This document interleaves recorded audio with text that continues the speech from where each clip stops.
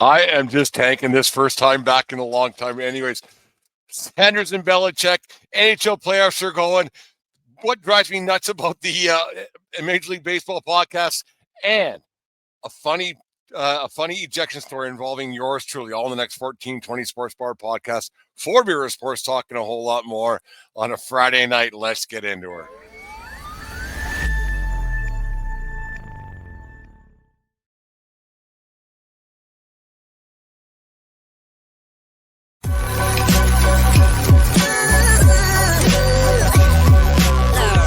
The following is a presentation of the Belly Up Sports Media Network.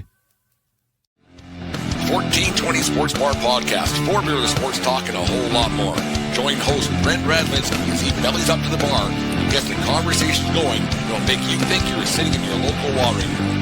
It's sports, beer, and shenanigans. So sit back, grab a few beers, and let's get into it.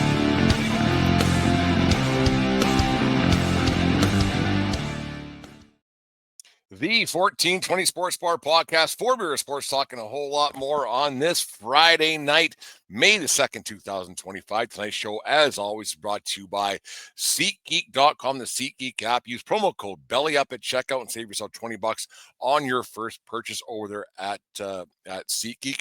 Remember, we are part of the Belly Up Media Network. Go to bellyupsports.com for all their great articles and other podcasts, such as the Corner Booth podcast. No credits required. And my guys over there at Craft Brewed Sports, always a good listen to on a Tuesday night. Always fun with the guys from Belly Up Sports. Lots going on there. Make sure you check out the website. It's all new and updated and everything else. Thank you very much for putting up with that bad intro. My God, I've been off for a week and a half or 2 weeks. It's like I've never done this before. A lot of little odds and ends and odds and sods you got to do here in producing this show on your own. But anyways, there's lots to talk about in the world of sports. Been away, but let's get back to last weekend with the NFL draft. Heard a lot of rumblings and ifs and buts and cans and nuts and what happened with the Shedeur Sanders thing. I'll give my take. As you guys know, that I'm not the biggest NFL buff. I'm more of a hockey guy, a baseball guy, and then a college football guy in that order. But when the NFL draft comes along, I always get a big chuckle out of the whole thing because people just lose their absolute minds up with this guy going here and that guy going here, and this guy's going to solve the problems of the world, and this guy should have went higher, this guy should have went lower. And then if you're a bad team, you draft a left tackle, it's going to solve every problem you ever had. You know what? If you finish 30th or 32nd overall, whatever it is, your team's bad. One guy's not going to fix it. Long-term goals, I get it. You're excited about it, but you know what? It's a great big show about a whole lot of nothing, and that's my take on it. But the big take about last weekend for me was Shedeur Sanders ended up going the fourth round, the Cleveland Browns. I got a big kick out of the whole thing. I was laughing and I was smiling at myself, and I say, you know what? Maybe there's some NFL GMs and owners who might be listening to the 1420 Sports Bar podcast, Four Beer Sports talking a whole lot more, and said, you know what? Maybe Brent's right. Maybe we don't need to take a quarterback who might not be that good and overpay him, and we don't need to pay a guy $15 million or $20 million or $25 million a year for a guy who hasn't played a game in the league. Maybe we buy our time. This guy, maybe he has great stats. Maybe he's got this. Maybe he's got that. We don't need to overpay for a guy that we don't know what he's going to do. Is the guy an athlete? 100%. Is Shedeur Sanders a polarizing figure? Yeah. Would he be good for your franchise? Maybe. But why give a guy 20-some million bucks when you don't know what you're getting? And it's been happening for years and years and years. And with the National Football League, Aaron from Brutally Honest Sports and me have had this conversation on a number of occasions where, you know, to be an NFL quarterback, you go in the first round, you're set for life. So Shedeur Sanders is already set for life because of his father. I understand that. But here's the deal. How is that game going to translate to the NFL? I would never draft a quarterback if I finished in the lowest percentile of the standings the year before. Why in your right mind would you take a quarterback who plays against I wouldn't say subpar competition, but like when you're an NFL guy, you're an NFL prospect, when you're in NFL, you got that going on. You're playing against guys who aren't as good as you and don't play as well as you. So if you're an athlete, you're going to obviously rate a little bit higher. But why would you take a quarterback high when your team is obviously bad? Get beat up for another couple of years, whatever. Have a quarterback who isn't that good. Have a guy you're paying $3-4 million like you're going to Sanders now and see what they can do. Why give a guy $25 million you don't know what you got? over the years, you think of all these guys, like all these guys who went first rounders. I'm a USC guy for the people listening to the show on a consistent basis. I'm a USC guy. One of the greatest quarterbacks in USC history is Matt Leinart. What did he do? Nothing. Like absolutely nothing in the National Football League. And it's a cautionary tale. These guys, they put up great numbers in college. They play in great programs. They play in great situations. They play in subpar talent. They rack up great stats all the time. And then they end up doing what? There's not many great quarterbacks all the time. Like it just doesn't happen. Like you look at a guy like Matt Leinart. He won a Heisman, then Reggie Bush won the next year, and then Leinart did nothing. You look at a guy like Johnny Manziel. Johnny Manziel is a pro. If Manziel went in the fourth round like Sanders did, we wouldn't think anything worse of Johnny Manziel. You think, oh, he was all right, he's a good college guy, had a pretty decent NFL career, done. But because these guys get rated so high, because these guys end up being drafted so high, the expectations are too lofty to succeed. It's not a surprise that Sanders, because he's athletic, but his game doesn't translate well. Yes, his father obviously has a lot to do with what's going on there, and they didn't want that headache either. And I get that 100%. Like a lot of like in minor sports now and in amateur sports, a lot of coaches will pick a lesser known player or a lesser athlete because the parents are nuts and the parents are too overbearing. And that's what Deion Sanders is. And that's why that also hurt Shedeur Sanders' case, in my opinion. But I think NFL owners, NFL GMs got this one right. And I think you're going to see this a lot more in the very near future where, like, you dropped a quarterback. Okay, we were 1-16 last year. Quarterback's the least of our worries. We'll find a guy who's tolling around a second stringer for a couple of years, build the rest of our team and see what we can do. It's ridiculous to take a guy out of college and think and throw him in a situation where he's going to set up to fail. They'll get beat up. They'll get killed because they aren't used to the speed of this game. They aren't used to everything else that goes on. And it's ridiculous to think that this is one of the first times this happened. Like Johnny Manziel, who's the other guy? Jamarcus Russell was supposed to be the next coming of John Elway or whoever, right? What did he turn out to be? So all these guys, they get you get told from NFL game day, they get told from high school, they get told from wherever it is, or see it from college game day about how good this guy's supposed to be, and this guy's going to be the next. This guy's going to be the next quarterback, generational talent. On and on it goes. And how many turn out to be anything? 2%, 3%. Draft these guys in the fourth round, make them earn their money instead of giving them $25 million in their first year, and then what? What was that? Zach Wilson. Look where that turned out. Like all these guys, you think of all these names of all these guys that just don't do anything, and then they're surprised when they go in the fourth round. I would do that every time. I would do that every time, unless you're an upper echelon elite talent. You don't know. You don't know. Like how many guys go in the first round because they had a great college career because they played against subpar talent. That's something about scouting. That's not NFL scouting if you think about it. Like how many of these guys end up just not doing anything? And Shedeur Sanders is one of them. Could he end up being a really good NFL quarterback? Very, very good chance. Could he become a great NFL quarterback? There's a chance. But why take the chance right now and spend that kind of money for that kind of a headache? And that's all it is. And for Mel Kiper Jr. to be going off the rails, because that was ridiculous. Easy, Mel. Like the owners are being fiscally responsible for the first time in their lives. That's what that was. They're like, maybe this kid isn't always cracked up to be. Let's see. He can still make the team. He can still make the Browns. He can still be the starting quarterback for the Browns this year. He can do on and on it goes. Now it's his time to actually produce it.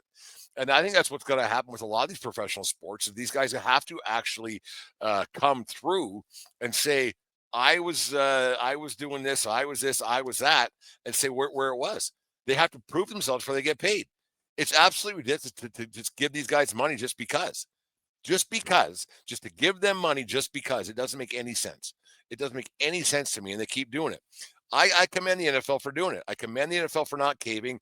I commend the NFL owners and the GMs for not caving and giving into the hype machine that is what is the National Football League, which is college, and which is the Sanders regime.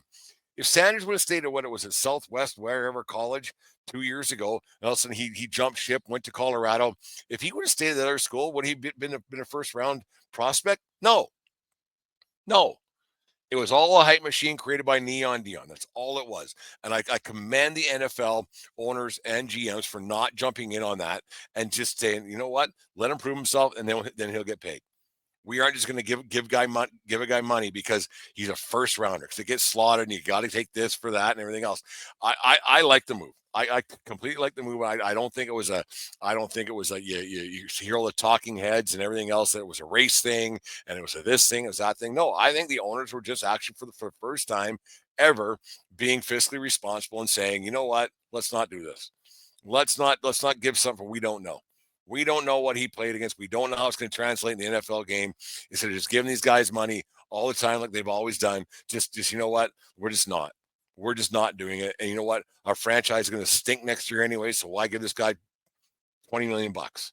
Right? I think it's pretty simple. The other NFL thing we're going to get into if we get in the NHL playoffs, which has been fantastic as always. The first round is always the best thing in the in sports, in my opinion. But this Bill Belichick thing is something else to me. Like I just turned 50 last August, with 51 this year. That's how math works, kids. But this Belichick thing, 74 years old or whatever he is, he's got this 24-year-old girlfriend, and she's running the show, and she's at the practice in North Carolina, and that I think it was on the 60 Minutes interview they had the other night. I feel bad for Belichick. I do. I mean, I'm not a Belichick apologist by any means. And like his days in New England, they were winning nonstop and doing whatever they could do, and it was him and Brady and everything else. And you look at this, and it's sad. Like, it is absolutely sad. Like, you just look at him and just defeated almost. He's got this girl, and I'll be honest with you. When I was 24, I didn't like 24-year-old girls either. Like, it's just one of those things, right? When you're 24, you're chasing cougars and and all that stuff. But it was this is unbelievable to watch. It's sad to watch. I just don't know what the heck Belichick is thinking. It's you wonder when he goes to his kid's house and his grandkids and well, I don't know the girl's name. Who cares? I hope she just goes away. We never hear who she is. You just wonder if this is ever going to be a deal where she gets money and whatever's going on. There's got to be a backstory to this for him to be putting up with this, because Belichick's always been a hard ass. And you wonder, like back in the day when they were in Super Bowls and he had all these superstars, you wonder what kind of a tolerance he had for wives and girlfriends being on the sidelines. Now he's doing it in North Carolina. You got to think the people in North Carolina probably aren't very happy with this situation. Like they be like, what did we sign ourselves up for? Like this, it's embarrassing. Like you wonder if him and Tom Brady have had a conversation or two with what's going on with him, because it's tough to watch, and you hear the reports about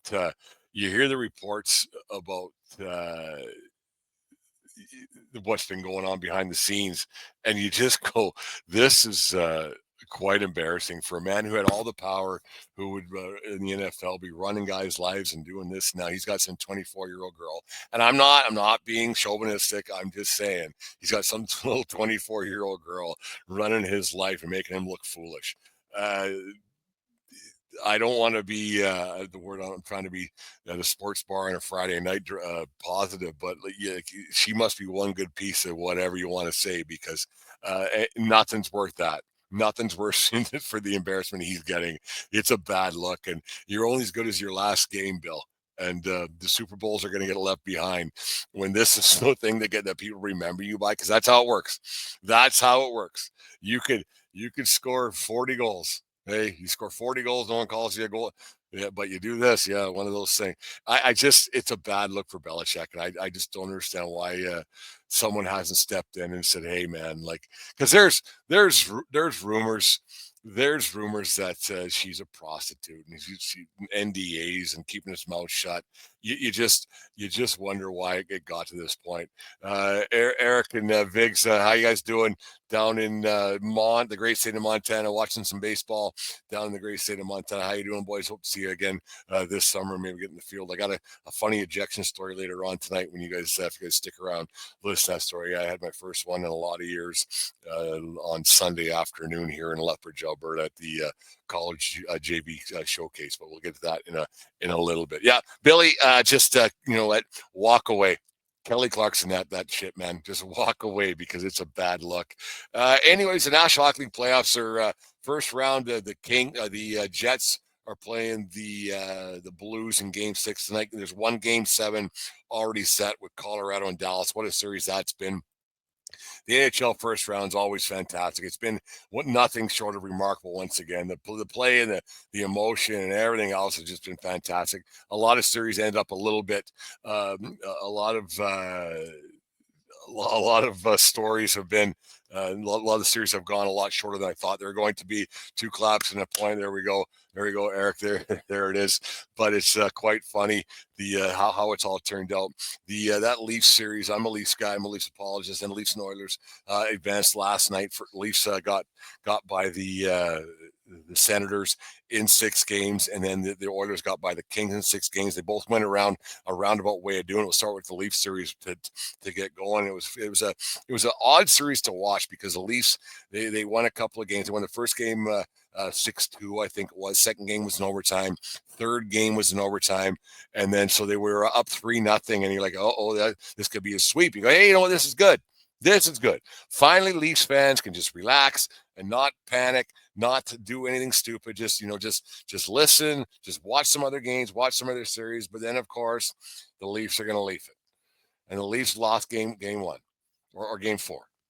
Then they lose game 5. You're like, oh no. And apparently there was a situation where my father-in-law he had a little.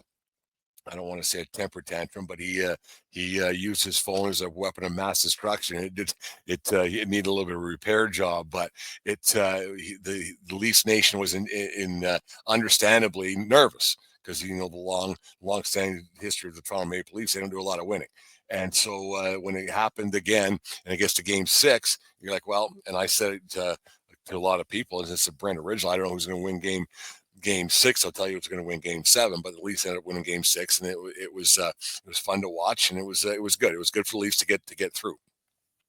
My problem with Toronto Maple Leafs is that they just don't got it. I mean, to beat Ottawa. Ottawa's a good team. Ottawa's an up and coming team, but the Leafs just don't got it, and they're going to find out early and often against the Florida Panthers, defending Stanley Cup champion Florida Panthers. The Panthers have Tkachuk. Now they have Marchand, and they have Bobrovsky in net, and on it goes. And Reinhart, and it's just a lineup that is won a Stanley Cup last year, and the Leafs just don't have that grit and that determination or that guy. They got through the first round over a team that maybe overachieved a little bit in the Ottawa Senators, but that Leafs team, you just don't. It's funny how you watch a series and the roller coaster emotions that happens. And you just don't know what the heck's going on, because like at the first couple of games, you're like, yeah, they win the first one convincingly 6-2. Game 2 goes to overtime, and I didn't feel any panic. Game 3 goes to overtime. I didn't feel any panic, and I was in a text group with James, my brother-in-law, and Peter, my father-in-law, big longtime Leafs fans, obviously. And they said the same thing. I didn't feel any panic. It just feels different this year. They have Stolars in net. Everything just feels different. They got Berube behind the recent Stanley Cup champion with the St. Louis Blues. Berube behind the bench, just a calming influence. And he's a very stern guy. I remember as a player, he was a bit of a ruffian, but there was always, they felt like, this is okay. And then they lose that first one. Okay, it's sweeping's hard. Winning 4 in a row is tough. And then they lose the second one. You're like, oh, Christ, here we go again. And the negativity, it's hard not to have. It's hard not to roll into that, because it is tough. I mean, 67. How many years is that, right? So they haven't done anything. 58 years now. 57 years since the last one. So this is the 58th year, and I don't suspect that's going to change. But you just don't have that sense of security that they're going to do anything. You don't have any hope that they're going to get through this. And it's just the horses that they have are very good players in regular season. They put up points, and they do whatever they want, and they're great. But when it comes to playoff hockey, they just didn't seem to have it in those last few games. Yeah, they ended up winning, but it was fun to see. Like in the one game, it was Max Domi got the winner, and so that's nice to see a gritty guy get it. And then Pacioretty getting the winner last night late in the game. So it goes those grit third, fourth line guys who are doing it for the Leafs. But like eventually, your big boys have to be your big boys. And Nylander, Matthews, Marner, and Tavares he's been one of their better players. They just didn't seem to have it in the last few games. Yeah, Nylander got a couple points last night, but it just seemed like they were always half a second away from disaster. And it was very close to being a train wreck once again and being forced to a game 7, which would have been on Saturday night. And you just don't see how they're going to get past the Florida Panthers. I just can't see it. They're just not good enough. I think, and that is the biggest thing, is that they're just not good enough. The guys they've drafted just aren't good enough. And that's what you have to be to win a Stanley Cup. You got to be really good. Your best guys who you give a lot of money to in the regular season have to be better than everybody else. And it's plain and simple. You have to have some grit. You have to have some determination, because every game you get to and every series you get to, it gets a little bit more. And it just doesn't seem like Austin Matthews. Yeah, he scored a goal last night. I thought that should never win in. Even Brent Ralinsky stops that puck circa 1992, but that wasn't a very good goal. This was fortunate, but they're just not good enough. They just don't have that fire and that desire that it takes to win a Stanley Cup. I mean, it could be just my Leafs fandom and my Leafs disappointment over the years thinking that, but they just don't got it. They just don't have that it factor to win themselves a cup, and it's sad to see. Like you look at that Edmonton team. We'll talk about them for a second now. Like after their first 2 games, they looked like they were down and out, not going to be able to do a thing against the LA Kings. And it was like the Kings were going to win a series for the first time against the Oilers, first time in 4 years. But then McDavid just said, you know what? After the goalie changed, Stuart Skinner shouldn't play goal ever again in National Hockey League. He's terrible. Maybe it's the pressure of playing at home. Maybe it's the pressure of the being the Oilers. Maybe on and on it goes. But when you put in Calvin Pickard and he's won 4 in a row, run with him. Put in get somebody else. Get Joaquin Gaggi, Joaquin Gage. Get him out of the press box. He can be the backup for Skinner. Skinner should not play National Hockey League ever again, or at least for the Oilers. He's just a big guy. I've said that before with Leopard Hurricanes here. I thought he's just big. He's not that good. $4.5 million is way too much for that kind of a guy. That's my opinion. I'm entitled to it. If you wanted a podcast, have your opinion, go and get your own podcast. I don't recommend it. It'll eat you alive. Kidding. But you look at that McDavid. He just said, you know what? Enough's enough. Enough's enough. We made a goaltending change. We can't blame anybody else. We can't point our fingers at anybody else. Him and Draisaitl just took over. Like after the first 2 games, they played horribly. You thought they were going to get swept. They made the goalie change, and then they only played about 18 good minutes in 2 games, and tying the series up 2-2 and winning 4-2. But McDavid's just a whole other beast. Like they only got the 2 points last night, him and Draisaitl in the I think it was 6-2 final. But he just elevates that game and elevates the team to another level. He gets that crowd going to another level. Like this guy is unbelievable what he's done. And it's going to be a great series against Vegas. But what McDavid does on a nightly basis, it's something to watch. And just the way he comes on the ice for warm up and just boots around there. And it's unbelievable how he gets everybody going around him. He makes everybody better. And that's what a superstar does. He makes everybody around him better. And you have Matthews who just doesn't. You have Martin who just doesn't.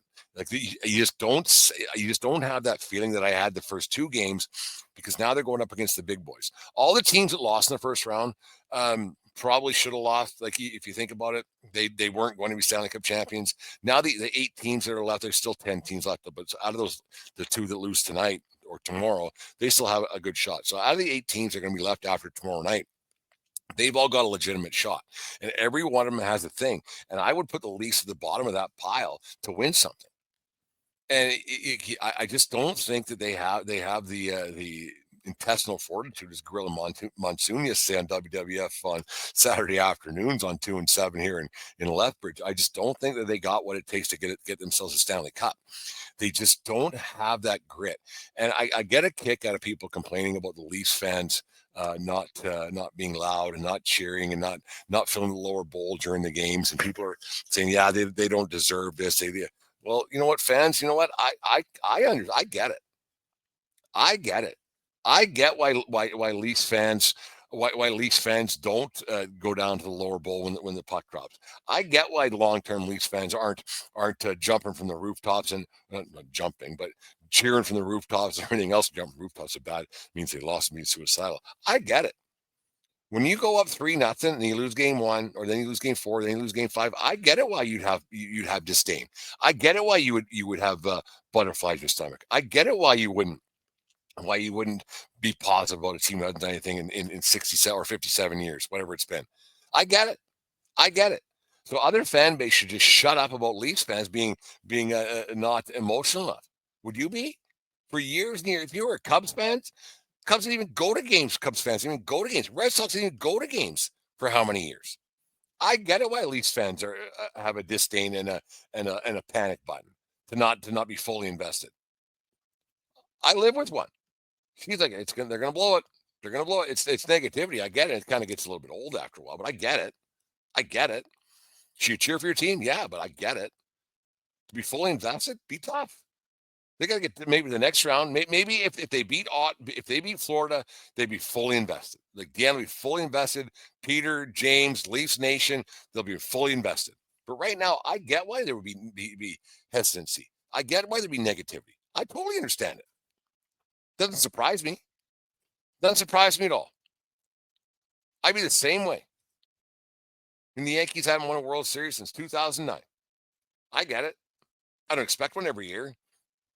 Wouldn't mind one, but they're relevant. Toronto's not relevant. Second round's not relevant. A playoff run, you got to go to the third round.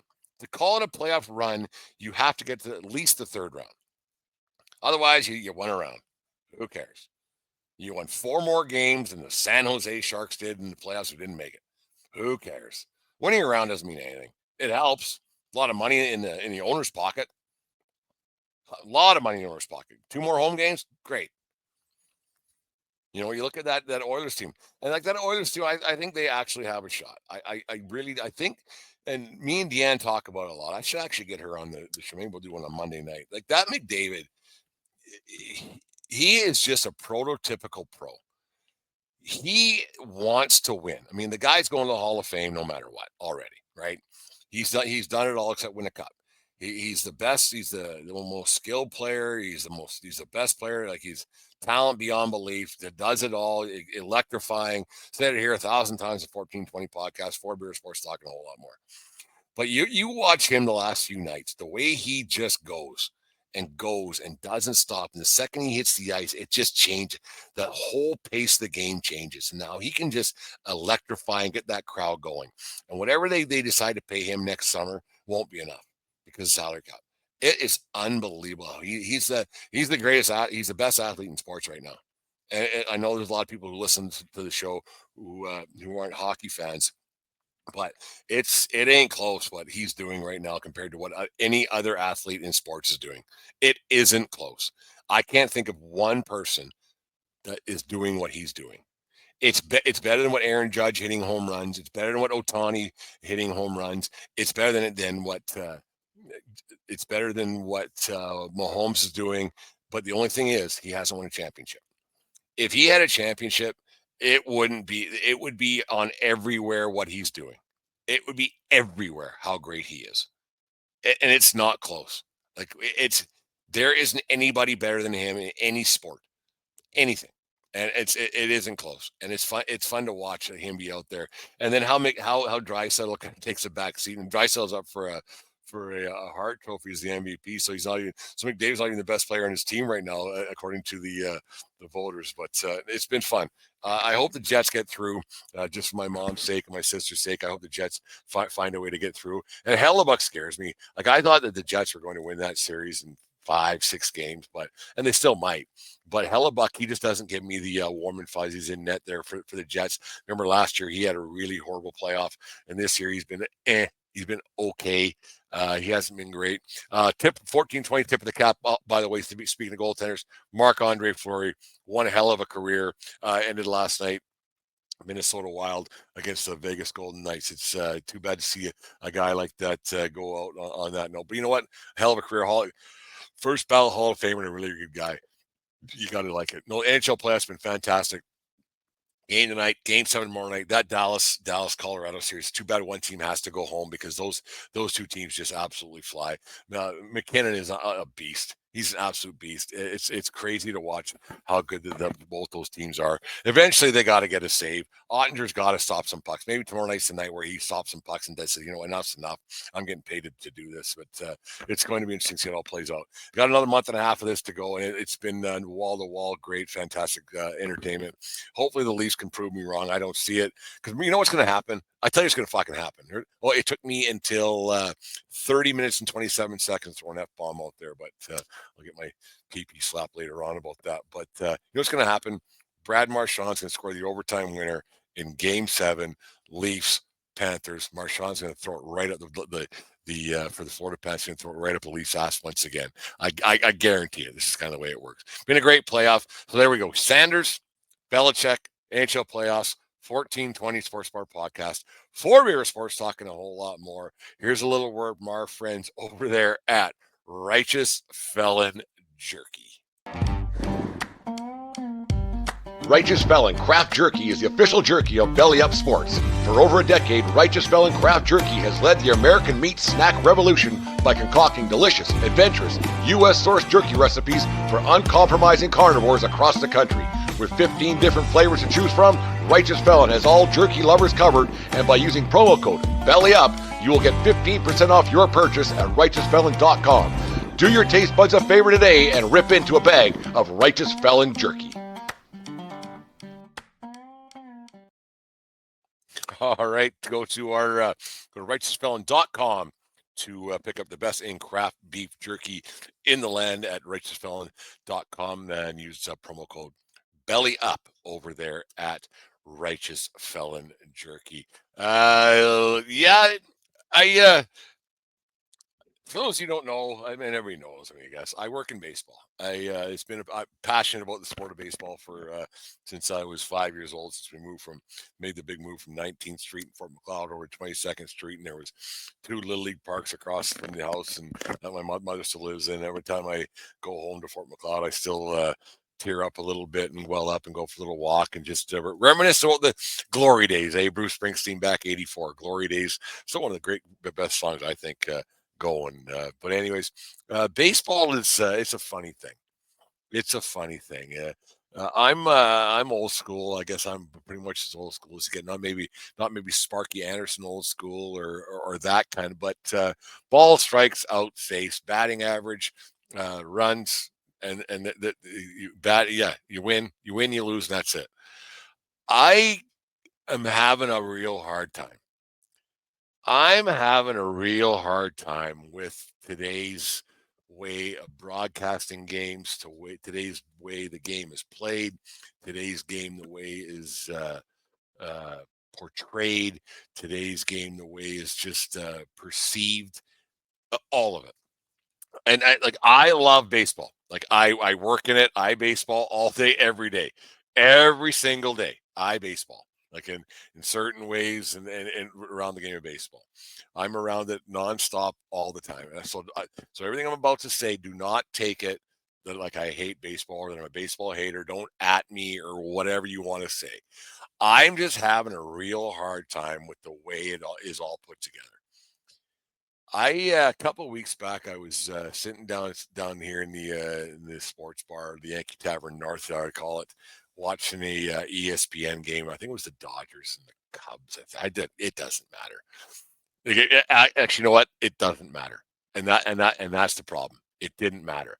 I was so disgusted with the broadcast on ESPN, and I don't blame the Major League Baseball for walking with ESPN, because the dribble that they were putting out there was absolutely the reason why nobody watches baseball anymore. If anybody can tell me, anybody, send me an email at 1420sports@gmail.com. Send me a thing on Instagram, Twitter, whatever you want to do. If anybody can tell me who gives a fiddler's toot, and I would have said something a little bit differently, but I'm trying to grow up a little bit.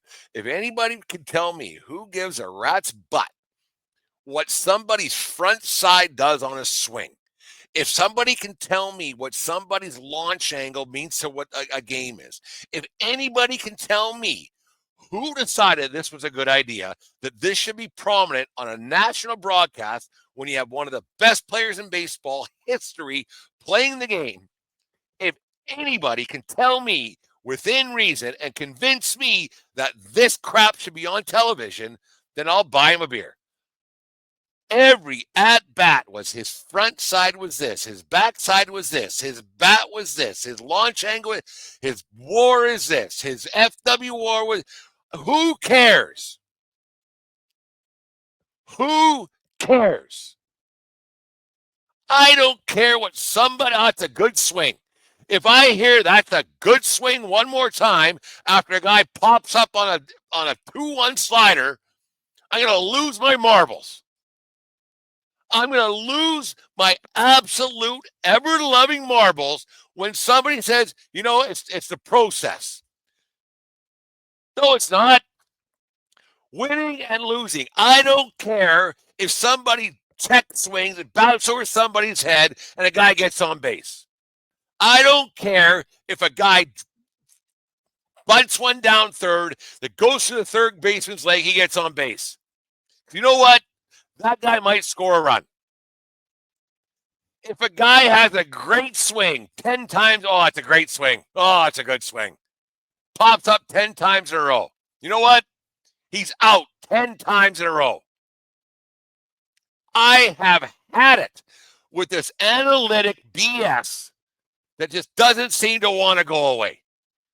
I do not understand why we are subjected to it on a nightly basis on national broadcasts. You know why no one watches your crap? Because it's crap. Same thing happened last night watching the National Hockey League, watching the Maple Leafs game against the Ottawa Senators. They're in overtime. They're talking about breakouts. Who cares? Quit psychoanalyzing the game. I'm not learning anything. I'm never going to swing a bat, break out of a neutral zone ever again. Entertain me. Tell me about stories about yesteryear. Tell me about things that might happen. Break down the game that's going on. It is unbelievable that somebody in these ivory towers in New York City, in Toronto, or wherever it might be, thinks that people actually care about launch angle. Either it goes out of the park or it doesn't. It's a base hit or it's not. That's it. I don't care what some guy's front side did because his back twitch and his this was that. He had a bag full of spits in his back pocket. I don't care. Nobody does. And if I'm wrong, tell me. But I'm not. Because nobody in their right mind wants to hear that drivel. Nobody. Did your team win? Well, they were close, but he was on his right side a little bit too much last night, a little flat-footed. No one talks like that. Nobody.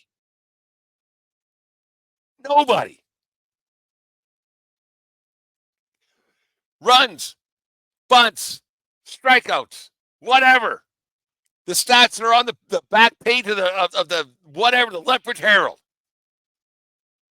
Team win? Yep. Oh, yeah. No, but geez, that guy had some good swings. They were, if he had some good swings, just some tough luck. Nobody frickin' says that. Nobody. Dodgers win last night? No, but geez, I tell you what, Freddie Freeman, his front side is looking a lot better than it used to be. Like a week ago compared to now, he must have really worked on getting his front side, holding his hands. Shut up! Nobody talks like that. And if you do, you're an idiot. You want your team to win. I don't care how this guy gets to 340. And no one does that. So all this front side stuff, it can't be working. It can't be working. More strikeouts now than ever. Oh, it's a good swing. Yeah, but you missed the ball. Like, you missed the ball. So it couldn't have been that great of a swing. There's more strikeouts than ever. There's more crap than ever. And ESPN does this. You know what's a good broadcast? I know I'm a Yankee hugger. And I know they won a lot of championships. But you know it's a lot of fun? Listen to David Cohn, Paul O'Neill, and Michael K. talk. Talk about the old days. Yeah, it was fun. Yeah, it was good. Listen to Tigers broadcast. I watched Tigers game today. Fun. Talk to some old players. Nobody cares about that other crap. FWAR. I am the biggest baseball dork that I know. And I should probably learn it. But you know what? I'm not going to for that reason. I care who wins, who loses, batting average, home runs, RBIs. I don't give a fiddler's crap about all that other shit. And it's got to change. You're losing people from watching that because stats are for nerds and losers. Projected base hits. Oh, well, he had a great swing. Yeah, he went 0 for 40, but boy, he's got a pretty swing. Boy, but if he could just make contact, heaven forbid. It drives me absolutely up the walls bonkers when I listen to that crap. Like up the walls, like nuts. And you just wonder why it got to that point. If anybody tells me, if you do, let me know. I'd like to have you on the podcast to let me know why that enthralls you. Why you want to watch that. Why those stats and the launch in your front side and back side and hip pocket and this. Tell me why that enthralls you. Oh, geez. You know, he's putting it together. It's the process. Well, you know, if he doesn't catch up on this process, playing AA, and then it'll be Leopard's Bulls next week. Like, I don't get it. I don't get it. And if somebody can explain to me why they like it, all the glory to you. I'll listen. I'm a listener. People who know me will disagree. I'll interject the odd time. But I want to know. I want to know why the average person who's never going to swing a bat ever again, and that's most of us. Why anybody cares about how somebody's swing looks. Why like Griffey had the greatest swing ever, right? Pretty. I didn't care what his launch angle was. Yeah, that's a great swing. Because it was. These guys, I just fill me in as to why we need to know what somebody's launch angle is, what somebody's projected home run total is, blah, blah, blah. Wins, losses, batting average, RBIs, home runs. That's all we need to know. The rest of it's all crap. It's all crap. And ESPN, there's a reason why Major League Baseball said, you know what, we're good. Because you focus on that. And it's terrible. It's terrible. That's why I put on, when I'm watching a game, I put on Jim, the Fan of the Van podcast. Right? Simple. Put on a podcast. Put the 1420 podcast on next time. Listen to this. Listen to my show. Gonna put a lot more out next time. I got a little story to tell about how I'm planning to put this all together. It's tough. But anyways, there's my little rant about baseball here on this Friday night, 6:57 p.m. Mountain Standard Time. Mountain Daylight Time, I guess. Beautiful day today. Geez, 27, 28 degrees, which is 175, I think, in American, but plus tax and everything, tariffs and all that stuff. Anyways, for those of you who listen to the show once in a while and know me a little bit, I umpire amateur baseball. It's a passion of mine. I've done it for a long time.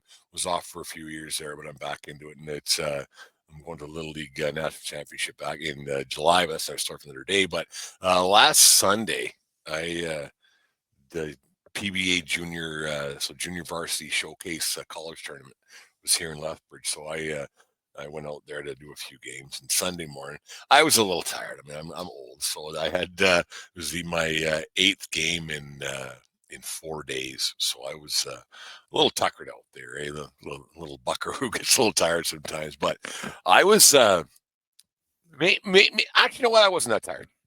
I was in bed pretty early on Saturday night. Me and Deanne, we went to Boston Beach to watch hockey. Actually, first we were back here by 9 o'clock, so it wasn't that bad.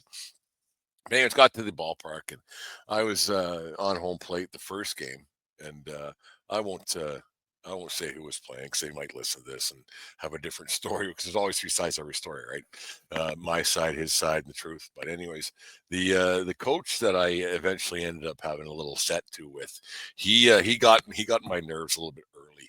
He was lollygagging to the home plate meeting, and that didn't really get me very, very happy because the weather was supposed to get worse throughout the day. So we're trying to get the games in and get everything done. But he kind of came up and didn't really care, and he made it feel like I was doing him a favor by being there. And I was like, this isn't how this works, man. You're in Brent's world. You guys are just living at this moment. I'm not an umpire that by any means looks for trouble. I care just enough to be really good at it, but I don't cause trouble. I don't throw guys out. I settle arguments. I like the 4 rules are ignore, acknowledge, warn, eject. I ignore. Then I acknowledge, and that's pretty much as far as it goes. Well, anyways, in about the 7 inning games of tournament style baseball, but in about the 7th inning, this game was dragging on quite heavily. And if I'm boring you, I get it, but it's quite a funny story how this all turns out.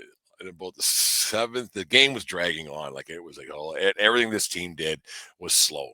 Like they walked to the mound slow. They started the warm up slow. They got to the batter's box slow. They had a sense of arrogance about them that I wasn't really appreciating at my old age on a Sunday morning. I was like, you fuckers. I was like, oh, this is going nuts. And even the other team's coaches were like, Jesus Christ, they're slow. I was like, yeah, this is there's only the one thing worse than bad baseball. It's slow baseball. And this was slow baseball, and it was starting to drive me nuts.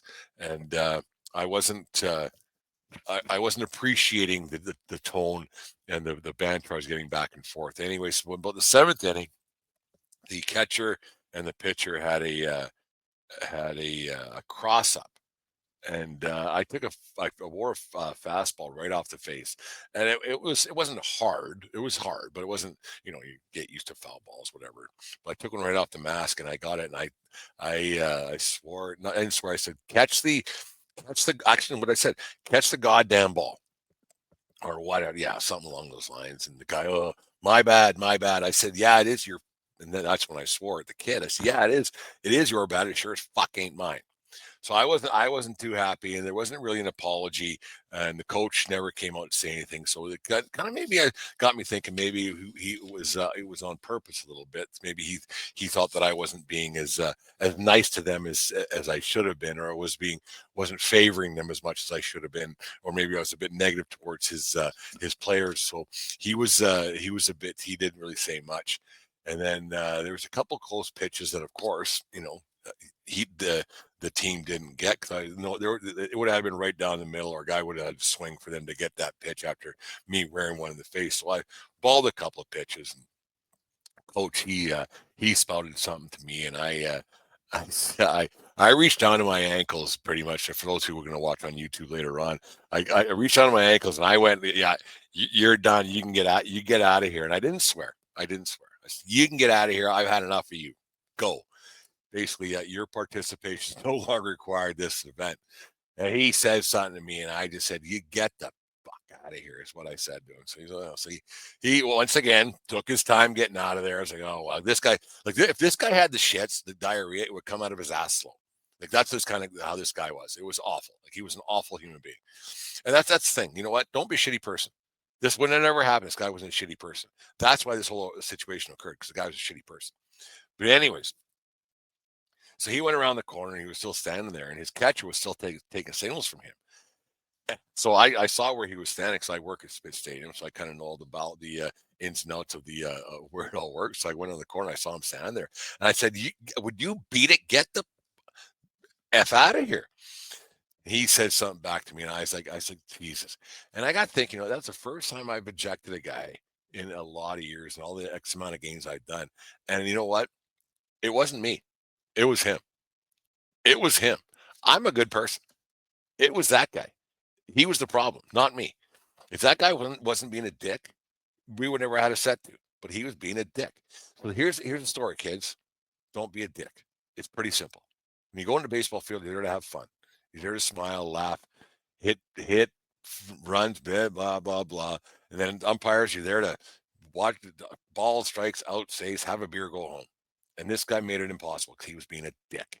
You know what? When you go to the baseball field from here on in, don't be a dick. It's pretty simple. Anyways, there's my injection story. Hopefully, the last one I have for another 6 or 7 years, or hopefully longer than that. I'm getting old. I'm getting old. I was a little revved up too. I was a little quite amped up actually. I was pretty mad when I got back to the dressing room. Good thing it was the last thing in the game. Who knows what could have happened? Anyways, there it is. 1420 Sports Bar Podcast. Four Beer Sports talking a whole lot more. A lot of fun doing this on a Friday night. Got downstairs. I figured I'd put one together. It was a good time. Anyways, tomorrow, Saturday morning, so I'm going to. I didn't talk Yankees that much at all. So tomorrow morning, I'm going to do a Yankee show, see how that's going, and then Sunday morning, I plan because the NHL playoffs to be set. I want to do a second round. I got a guy who's going to come on and talk about the second round of the playoffs, how that's all going to work out. But this is a lot of fun. I miss talking to everybody. I miss being on the show. I miss the interaction with everybody. So make sure you like, share with everybody that maybe watches on the Belly Up YouTube channel later on, but with Apple Podcasts, iHeartRadio, Spotify, we're everywhere, obviously. So make sure you get that out to everybody. Been a lot of fun. It's I really enjoy doing this, and I got to do it more often. I got to find time to do it. Jim, you're a savior once again. You get up in the early in the morning when I'm sitting around and you're 4 in the morning here in Alberta, and I'm wide awake, and you're doing one at 6 in the morning before you go to work. So you're the inspiration once again to do this, but it's been fun. Anyways, there's the 1420 Sports Bar Podcast. Four Beer Sports talking a whole lot more. Yankee show tomorrow morning, fun show tonight, and then a hockey show on Saturday, probably on Sunday, doing a bullhorn over the weekend as well. Leopard's Bulls, hey, been a lot of baseball executive, man. There it is. Anyways, the 1420 Sports Bar Podcast. Four Beer Sports talking a whole lot more. Take care of each other, but more importantly, take care of yourselves and year round. And remember, it doesn't matter where you are, it's who you're with. Have yourself a great Friday night or a Saturday or whenever you listen to this. Just have a great time. And it's summertime. Let's get into it. Take it easy. Have a good night. Cheers.